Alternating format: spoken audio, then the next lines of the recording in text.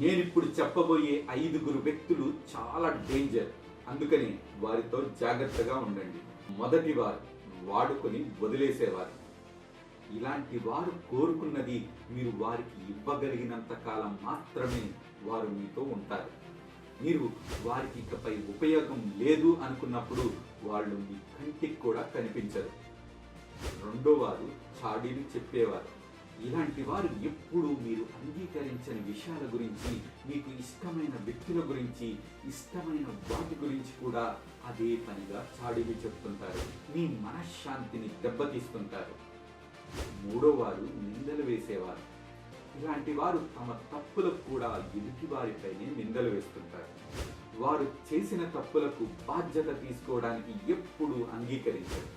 ఇలాంటి వారు వేసే నిందలకు ఒక్కొక్కసారి మంచి వారు కూడా బలైపోక తప్పని పరిస్థితి.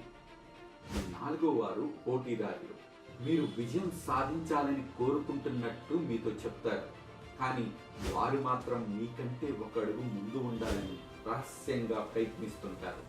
మిమ్మల్ని వారికంటే అధిగమించకుండా మీకు తెలియకుండానే అడ్డుపడుతుంటారు. ఐదో వారు నమ్మక ద్రోహులు. మీతో నమ్మకంగా ఉంటూనే మీకు వెన్నుపోటు పొడుస్తారు.